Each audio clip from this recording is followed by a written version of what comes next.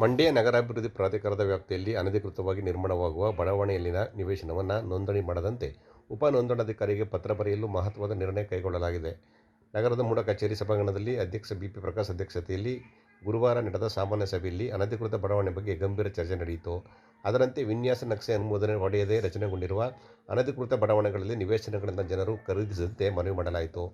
ಉಪ ನೋಂದಣಾಧಿಕಾರಿಗೆ ಕಚೇರಿಗೆ ಶೀಘ್ರವೇ ಪತ್ರ ಬರೆಯುವಂತೆ ತೀರ್ಮಾನಿಸಲಾಯಿತು. ಆ ಮೂಲಕ ಅನಧಿಕೃತ ಬಡಾವಣೆಗಳ ವಿರುದ್ಧ ಮೂಡ ಸಮರ ಸಾರಿದೆ.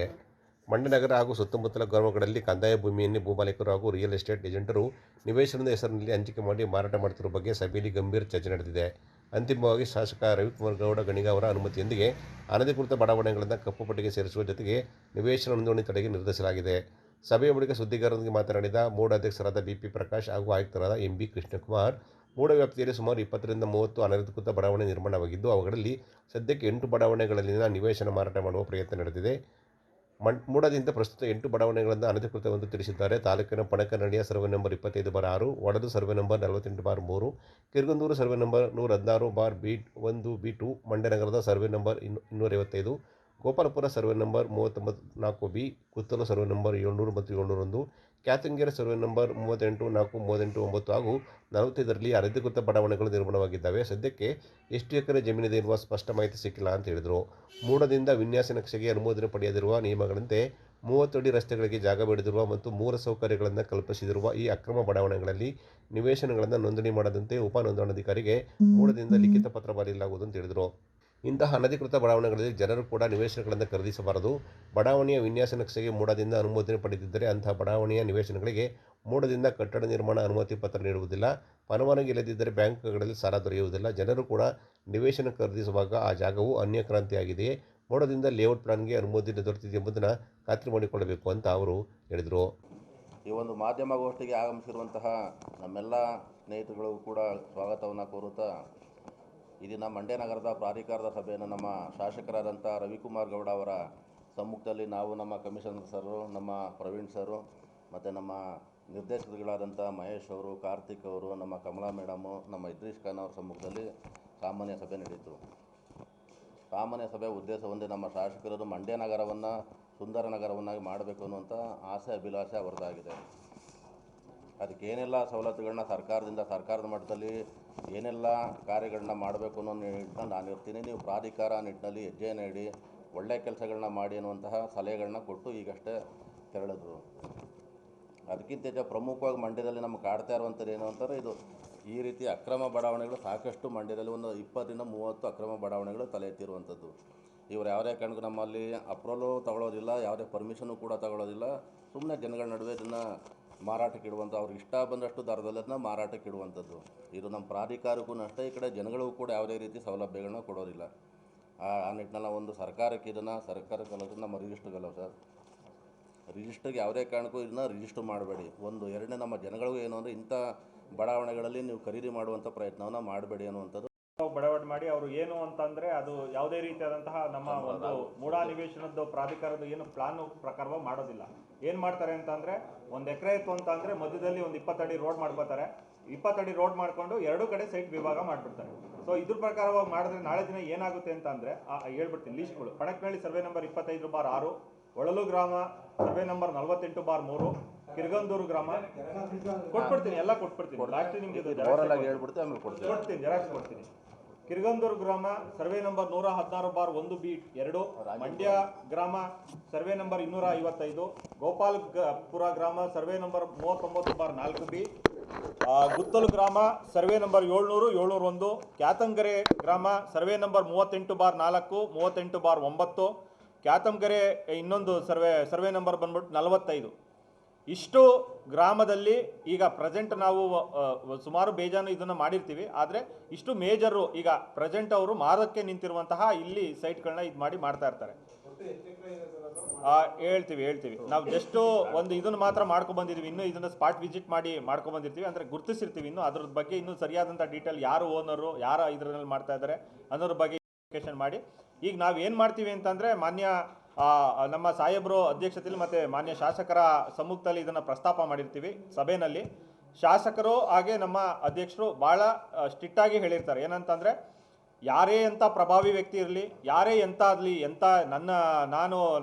ಯಾರೇ ಎಂಥ ಪ್ರಭಾವಿಗಳಿರಲಿ, ಅಲ್ಲಿ ಲೇಔಟ್ಗಳನ್ನ ಮಾಡಿದರೆ ಅವ್ರಿಗೆ ನೋಟಿಸ್ಗಳನ್ನ ಕೊಡಿ. ನೋಟಿಸ್ಗಳನ್ನ ಕೊಟ್ಬಿಟ್ಟು ಈ ಸರ್ವೆ ನಂಬರ್ಗಳಲ್ಲಿ ಯಾರ್ಯಾರು ಮಾಡ್ತಾ ಇದ್ದಾರೆ ಆ ಸರ್ವೆ ನಂಬರ್ ರಿಗಾರ್ಡಿಂಗು ತಕ್ಷಣ ನಮ್ಮ ಮುಂದೆನೇ ಈಗ ಸಬ್ ರಿಜಿಸ್ಟ್ರಿಗೆ ಕಾಲ್ ಮಾಡಿ ಹೇಳಿರ್ತಾರೆ. ಮೂಡಾದಿಂದ ಈಗ ಒಂದು ಲೆಟ್ರ್ ಬರ್ತದೆ, ಈ ಸರ್ವೆ ನಂಬರ್ಗಳಲ್ಲಿ ಅಕ್ರಮವಾಗಿ ಬಡಾವಣೆ ಮಾಡ್ತಿರ್ತಾರೆ, ಈ ಸರ್ವೆ ನಂಬರ್ಗಳಲ್ಲಿ ಯಾರು ಕೂಡ ಯಾವುದೇ ರಿಜಿಸ್ಟ್ರೇಷನ್ ಆಗಬಾರ್ದು ಅಂತ ಈಗ MLA ಸಾಹೇಬರು ಡೈರೆಕ್ಟಾಗಿ ಫೋನ್ ಮುಖಾಂತರ ಸಬ್ ರಿಜಿಸ್ಟ್ರಿಗೆ ಕೂಡ ವಾರ್ ಮಾಡಿ ಹೇಳಿರ್ತಾರೆ. ಸೊ ಅವ್ರಿಗೂ ಕೂಡ ಡೈರೆಕ್ಷನ್ ಕೊಟ್ಟಿದ್ರೆ ನಾವು ಇವತ್ತು ಇಲ್ಲಿಂದ ನಾವು ಒಂದು ಲೆಟ್ರನ್ನ ಹಾಕ್ತಾ ಇದೀವಿ, ಇಂಥ ಸರ್ವೆ ನಂಬರಲ್ಲಿ ಯಾವುದೇ ಕಾರಣಕ್ಕೂ ಕೂಡ ಕ್ರಯ ಮಾಡಿಕೊಡ್ಬಾರ್ದು ಅಂತ ಹೇಳಿ ನಾವು ಇದರಿಂದ ಹಾಕ್ತಾ ಇದೀವಿ. ಸೊ ಏನಾಗುತ್ತೆ ಅಂತಂದರೆ ನಾಗರಿಕರಿಗೆ ಪಾಪ ಗೊತ್ತಾಗಲ್ಲ, ಭಾಳ ಚೀಪ್ ಆ್ಯಂಡ್ ಬೆಸ್ಟಾಗಿ ಸಿಗ್ತಾ ಇದೆ ಅಂತಂದ್ರೆ ಅಲ್ಲಿ ಸೈಟ್ ಸಿಗ್ತಾ ಇದೆ ಅಂತಂದರೆ ತೊಗೊಂಬಿಡ್ತಾರೆ. ಸೊ ತೊಗೊಂಡಾದ್ಮೇಲೆ ಏನು ಮಾಡ್ತಾರೆ ಅಂತಂದರೆ ಅವಾಗ ಬಂದು ಏನು ಮಾಡ್ತಾರೆ, ಲೇಔಟ್ ಅಪ್ರೂವಲ್ ನಮಗೆ ಅರ್ಜಿ ಸಲ್ಲಿಸ್ತಾರೆ. ಮತ್ತು ಏನಪ್ಪ ಅಂತಂದರೆ ಇದನ್ನು ನಮಗೆ ಏನು ಅಂತಂದರೆ ಬಿಲ್ಡಿಂಗ್ ಕಟ್ಟೋದಕ್ಕೆ ಬಿಲ್ಡಿಂಗ್ ಲೈಸೆನ್ಸ್ ಕೊಡಿ ಅಂತ ಕೇಳ್ತಾರೆ. ಸೊ ನಾವು ಬಿಲ್ಡಿಂಗ್ ಲೈಸೆನ್ಸ್ ಮಾಡಿಕೊಡ್ಬೇಕು ಅಂತ ಅಂದರೆ ನಮ್ಮಿಂದ ಅಪ್ರೂವಲ್ ಆಗಿರಬೇಕು. ಗೋಷ್ಠಿಯಲ್ಲಿ ಮೂಡ ನಿರ್ದೇಶಕರಾದ ಕಲ್ಲಹಳ್ಳಿ ಕಾರ್ತಿಕ್, ಮಹೇಶ್, ಕಮಲರಾಜು, ಇದ್ರೀಶ್ ಖಾನ್, ನಗರ ಯೋಜನಾ ವ್ಯವಸ್ಥಾಪಕ ಪ್ರವೀಣ್ ಇದ್ದರು. ಮದ್ದೂರು ನಗರಸಭೆಗೆ ಗೆಜ್ಜಲೆ ಗ್ರಾಮ ಪಂಚಾಯತಿ ಸೇರಿದಂತೆ ಹಲವು ಗ್ರಾಮ ಪಂಚಾಯತಿಗಳನ್ನು ಸೇರ್ಪಡೆ ಮಾಡಿಕೊಂಡಿರುವ ಕ್ರಮವನ್ನು ಖಂಡಿಸಿ ರೈತ ಹೋರಾಟಗಾರರಾದ ಸುನಂದ ಜಯರಾಮ್ ನೇತೃತ್ವದಲ್ಲಿ ಗೆಜ್ಜಲೆಗರಿಯಲ್ಲಿ ನಡೆಯುತ್ತಿರುವ ಹೋರಾಟ ನಿರಂತರವಾಗಿ ಮುಂದುವರೆದಿದೆ.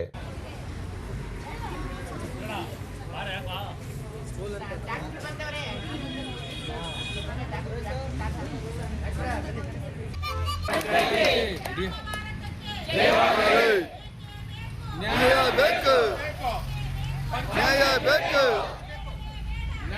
ಬೇಡ, ಬೇಡ,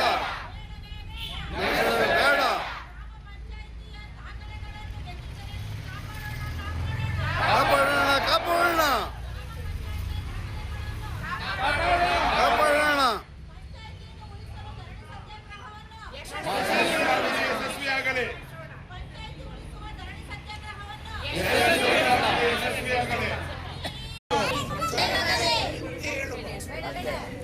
ಬೇಕೇ ಬೇಕು.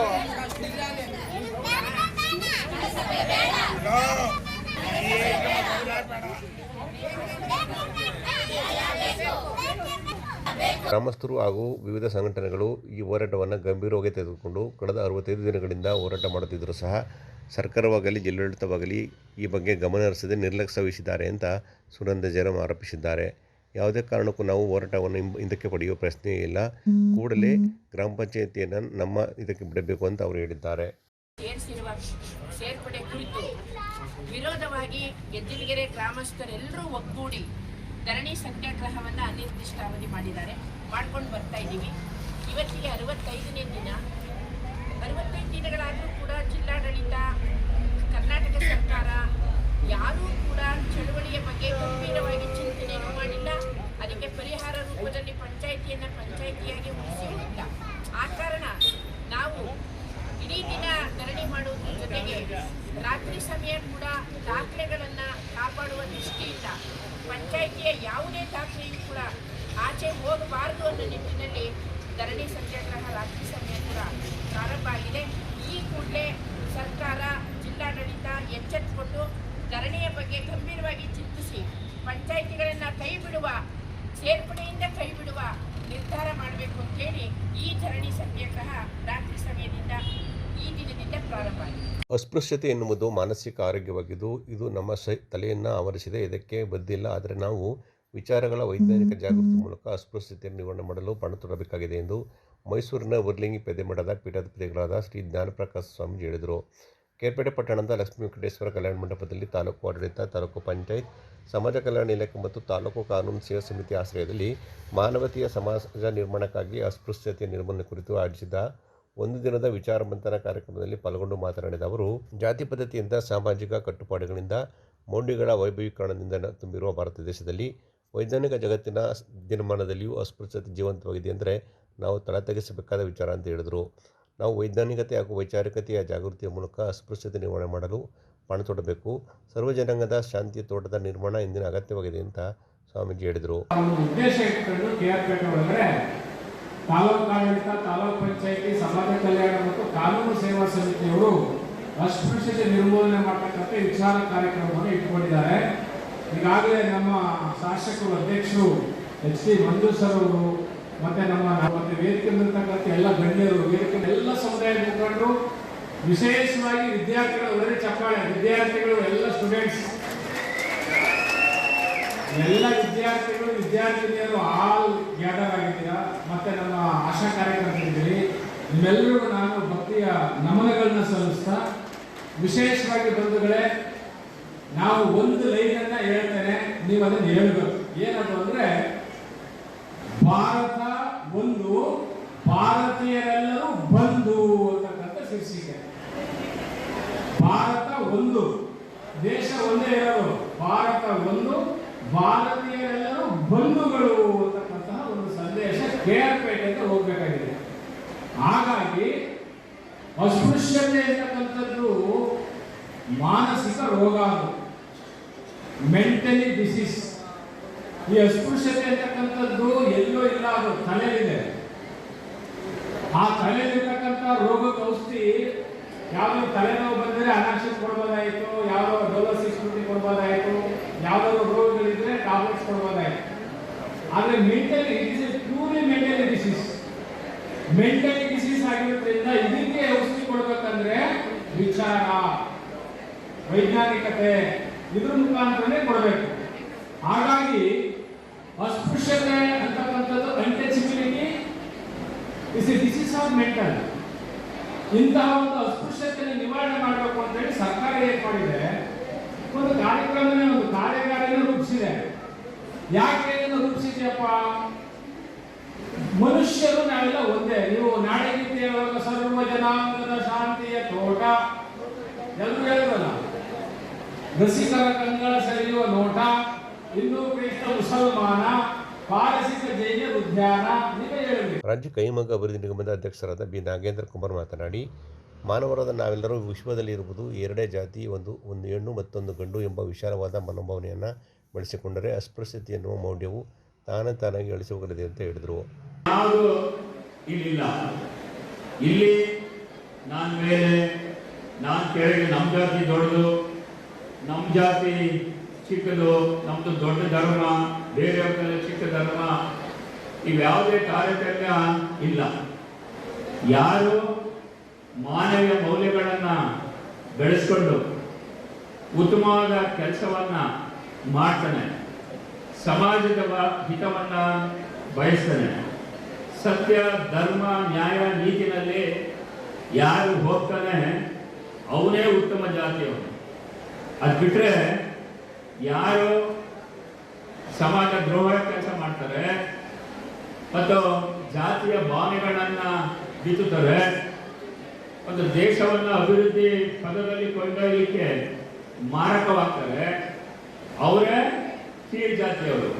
ಇಲ್ಲಿ ಜಾತಿ ಹುಟ್ಟಿಂದ ಬರಲ್ಲ, ನಮ್ಮ ನಡವಳಿಕೆಯಿಂದ ನಾವು ಎಲ್ಲರನ್ನ ಮಾನವೀಯ ಮೌಲ್ಯಗಳನ್ನ ಇಟ್ಕೊಂಡು ಪ್ರೀತಿಸೋದ್ರಿಂದ ಮತ್ತು ನಾವು ಈ ಸಮಾಜವನ್ನ ಸುಭದ್ರವಾಗಿ ಕಟ್ಟತಕ್ಕಂಥ ವ್ಯವಸ್ಥೆ ಏನಿದೆ ಅದರ ಆಧಾರದ ಮೇಲೆ ಜಾತಿ ಒಂದು ನಿಲ್ತದೆ ಅನ್ನೋ ಮಾತನ್ನ ನಾನು ಈ ಸಂದರ್ಭದಲ್ಲಿ ಹೇಳ್ತಾ.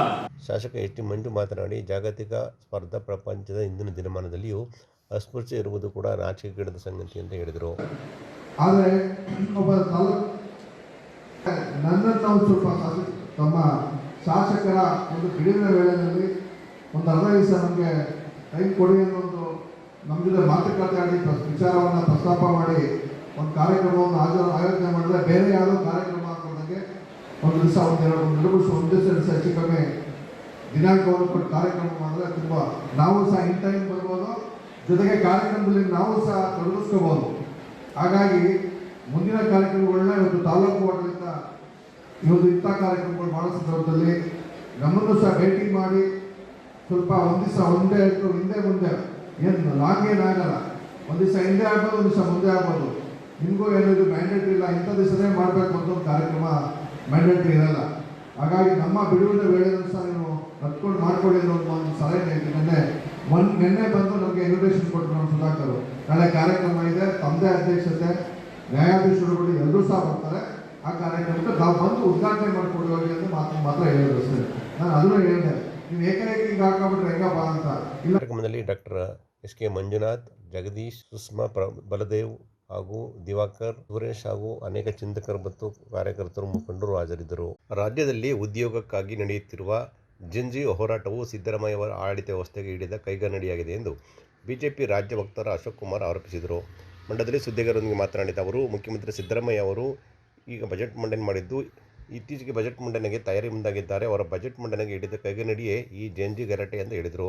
ಸಿದ್ದರಾಮಯ್ಯ ಅವರು ಅನೇಕ ಬಾರಿ ಮುಖ್ಯಮಂತ್ರಿಯಾಗಿದ್ದಾರೆ. ರಾಜ್ಯ ಸರ್ಕಾರದಲ್ಲಿ ನಿವೃತ್ತಿ ಹೊಂದಿದ ಸರ್ಕಾರಿ ಹುದ್ದೆಗಳ ನೇಮಕಾತಿಗೆ ಯಾವುದೇ ಕ್ರಮ ಕೈಗೊಂಡಿಲ್ಲ. ಇದು ರಾಜ್ಯದಲ್ಲಿ ನಿರುದ್ಯೋಗ ಸಮಸ್ಯೆಗೆ ಪ್ರತಿಬಿಂಬವಾಗಿದೆ ಅಂತ ಅವರು ಹೇಳಿದರು. ಸರ್ಕಾರಿ ನಿರುದ್ಯೋಗ ನಿವಾರಣೆಗೆ ಬಸವರಾಜ ಬೊಮ್ಮಾಯಿ ಅವಧಿಯಲ್ಲಿ 15,000 ಶಿಕ್ಷಕರು, ಕಲ್ಯಾಣ ಕರ್ನಾಟಕದಲ್ಲಿ 14,000 ನೇಮಕಾತಿ ಸೇರಿದಂತೆ ಪೌರ ಕಾರ್ಮಿಕರನ್ನು ನೇಮಕ ಮಾಡಲಾಗಿತ್ತು ಅಂತ ಮಾಹಿತಿ ನೀಡಿದರು. ಬಾಕಿ ಇದ್ದ ಕೆಪಿಎಸ್ಸಿ ಹುದ್ದೆಗಳನ್ನು ಬಿಜೆಪಿ ಸರ್ಕಾರ ಭರ್ತಿ ಮಾಡಿತ್ತು. ರಾಜ್ಯದ ಪ್ರೌಢಶಾಲಾ ಶಿಕ್ಷಣ ಇಲಾಖೆಯಲ್ಲಿ ಅನೇಕ ಹುದ್ದೆ, ಆರೋಗ್ಯ ವೈದ್ಯಕೀಯ ಇಲಾಖೆಯಲ್ಲೂ ಕೂಡ ಸಾವಿರಾರು ಹುದ್ದೆಗಳನ್ನು ನೇಮಕ ಮಾಡಲಾಗಿತ್ತು. ಅದೇ ರೀತಿ ಪೊಲೀಸ್ ಇಲಾಖೆ, ಉನ್ನತ ಶಿಕ್ಷಣ, ಕಂದಾಯ, ಗ್ರಾಮೀಣ ಮತ್ತು ಪಂಚಾಯತ್ ರಾಜ್ ಇಲಾಖೆ, ಪಶುಸಂಗೋಪನೆ, ಕೃಷಿ ಹಾಗೂ ಇನ್ನಿತರ ಇಲಾಖೆಗಳಲ್ಲೂ ಕೂಡ ಅನೇಕ ಹುದ್ದೆಗಳನ್ನು ನೇಮಕ ಮಾಡಿದ್ದವು. ಆದರೆ ಈಗ ಲಕ್ಷಾಂತರ ಹುದ್ದೆ ಸರ್ಕಾರಿ ನೌಕರಿಗಳು ಖಾಲಿ ಇದ್ದಾವೆ ಅಂತ ಅವರು ಹೇಳಿದರು. ರಾಜ್ಯದಲ್ಲಿ ವಾಣಿಜ್ಯ ತೆರಿಗೆ ಹೆಚ್ಚಳದಿಂದಾಗಿ ಉದ್ಯಮಗಳು ತೆರಿಗೆ ರಹಿತ ಉಚಿತ ಸವಲತ್ತು ನೀಡುವ ತಮಿಳುನಾಡಿಗೆ ಮೊರೆ ಹೋಗುತ್ತಿದ್ದಾರೆ. ಟಾಟಾ ಮೊಬೈಲ್ ಉತ್ಪಾದನಾ ಘಟಕಕ್ಕೆ ಸೂಕ್ತ ಸೌಲಭ್ಯ ಕಲ್ಪಿಸಿದ ಕಾರಣ ತಮಿಳುನಾಡಿನ ಸರ್ಕಾರ ಹೊಸೂರಿನಲ್ಲಿ ತಡೆ ನೀಡಿದ್ದು, 40,000 ಮಂದಿಗೆ ಉದ್ಯೋಗ ನೀಡಿದ ಸಂಸ್ಥೆ ಈಗ ಉದ್ಯೋಗ ನೀಡುತ್ತಿದೆ. ಇದರಿಂದ ರಾಜ್ಯಕ್ಕೆ ನಷ್ಟವಾಗಿದೆ ಅಂತ ಅವರು ವಿವರಿಸಿದರು. ಜೆನ್ಜಿದು ಗಲಾಟೆ ನಡೀತಾ ಇದೆ ಕರ್ನಾಟಕದಾದ್ಯಂತ. ಈ ಜೆನ್ಜಿ ಗಲಾಟೆ ಏನಂತ ಹೇಳಿದ್ರೆ, ಕರ್ನಾಟಕದಲ್ಲಿ ಸಿದ್ದರಾಮಯ್ಯನವರ ಆಡಳಿತ ವ್ಯವಸ್ಥೆನ ಅದು ಹಿಡಿದ ಕನ್ನಡಿಯಾಗಿದೆ. ಅಂದರೆ ಯಾವ ರೀತಿ ಆಡಳಿತ ಸಿದ್ದರಾಮಯ್ಯನವರು, ನಾನು 7.5 ವರ್ಷ 7.25 ವರ್ಷ ಮುಖ್ಯಮಂತ್ರಿ ಆಗಿದ್ದೇನೆ, ನಾನು 16 ಬಡ್ಜೆಟ್ ಈಗಾಗಲೇ ಮಂಡನೆ ಮಾಡಿದ್ದೀನಿ, 17ನೇ ಬಡ್ಜೆಟ್ ಮಂಡನೆ ಮಾಡ್ತಾ ಇದ್ದೀನಿ ಅಂತಂದ್ಬಿಟ್ಟು ಏನು ಸಿದ್ದರಾಮಯ್ಯನವರು ಹೇಳ್ತಾರೆ. ಸಿದ್ದರಾಮಯ್ಯನವರೇ, ನಿಮ್ಮ 17 ಬಡ್ಜೆಟ್ಗಳ ಅಥವಾ 16 ಬಡ್ಜೆಟ್ ಮಂಡನೆ ಮಾಡಿರೋದಕ್ಕೆ ಹಿಡಿದ ಕನ್ನಡಿ ಏನು ಅಂದರೆ ಕರ್ನಾಟಕದಲ್ಲಿ ಜೆನ್ಜಿ ಗಲಾಟೆ. ಈ ಜೆನ್ಜಿ ಗಲಾಟೆ ಏನು ಪ್ರತಿಬಿಂಬ ಮಾಡ್ತಾ ಇದೆ ಅಂದರೆ, ಕರ್ನಾಟಕದಲ್ಲಿ ಸಿದ್ದರಾಮಯ್ಯನವರು 2013ರಿಂದ 2018 ಮಧ್ಯದಲ್ಲಿ 5 ವರ್ಷ ಮುಖ್ಯಮಂತ್ರಿಗಳಾಗಿರ್ತಾರೆ.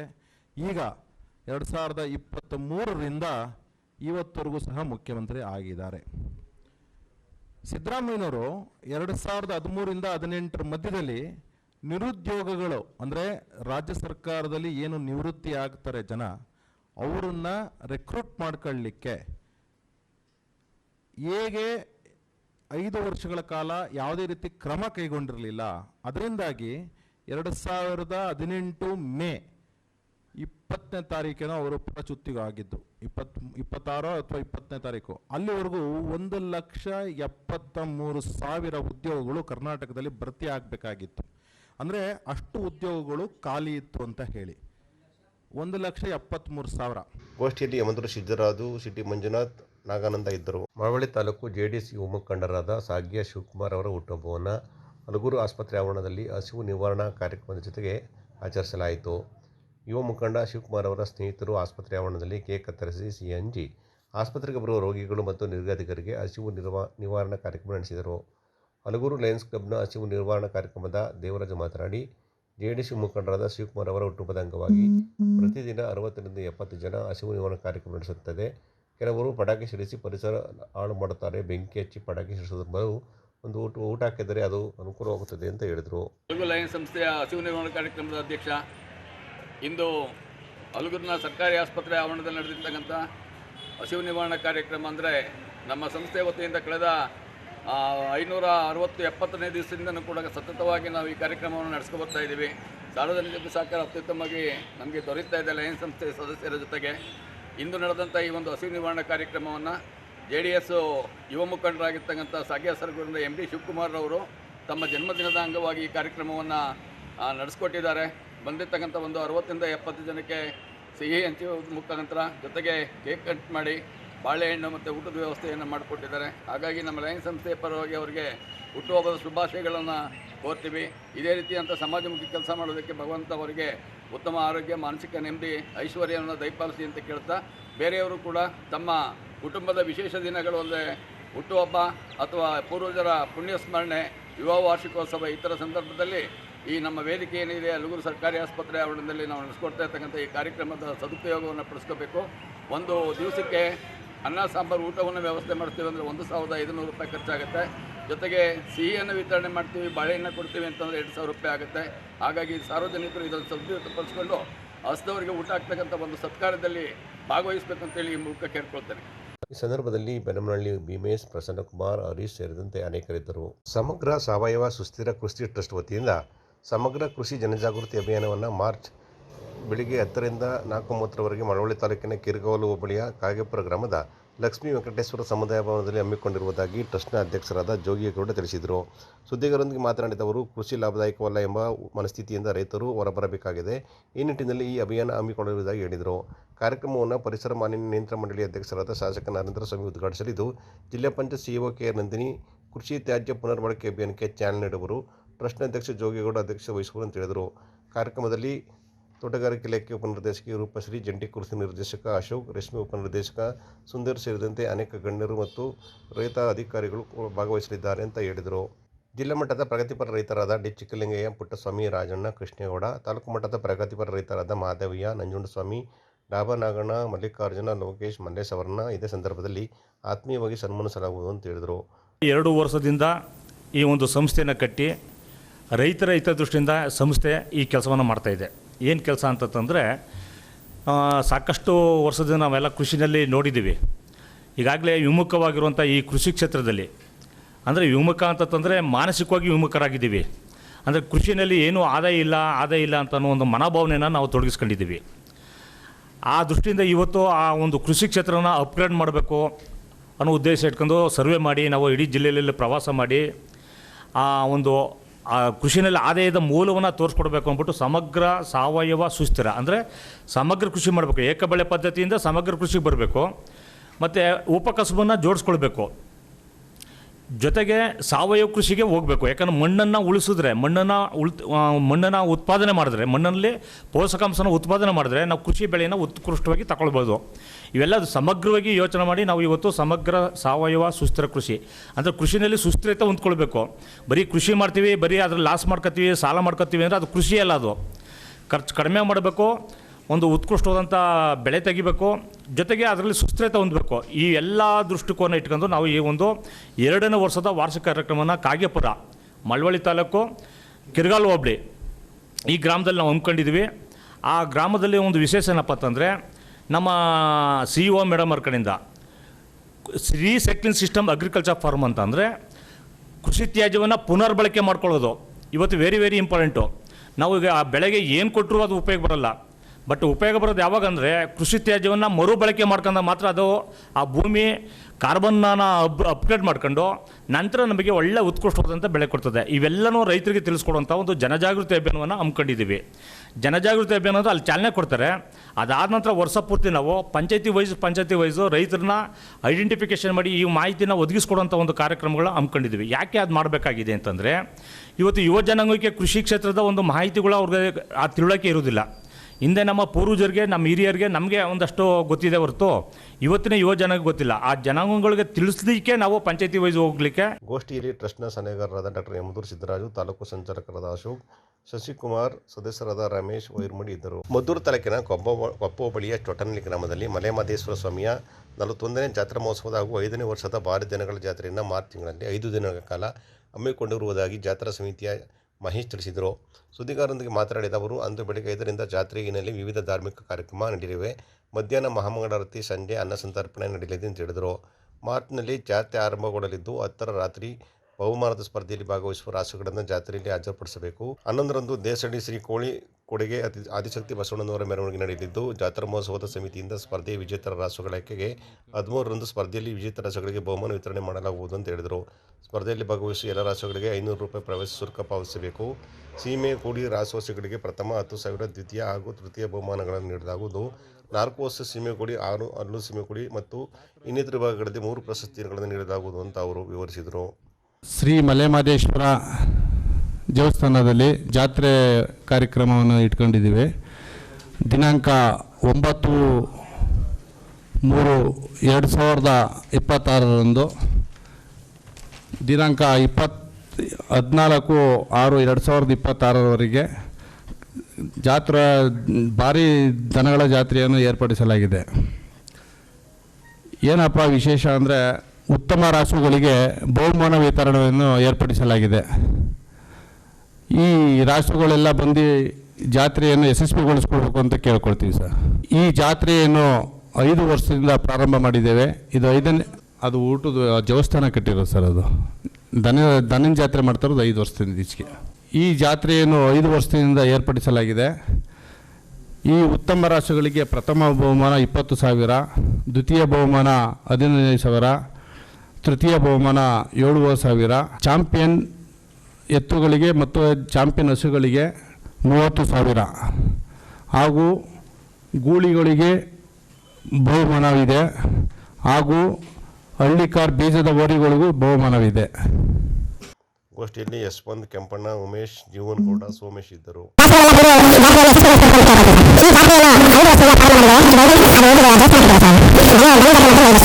ಈ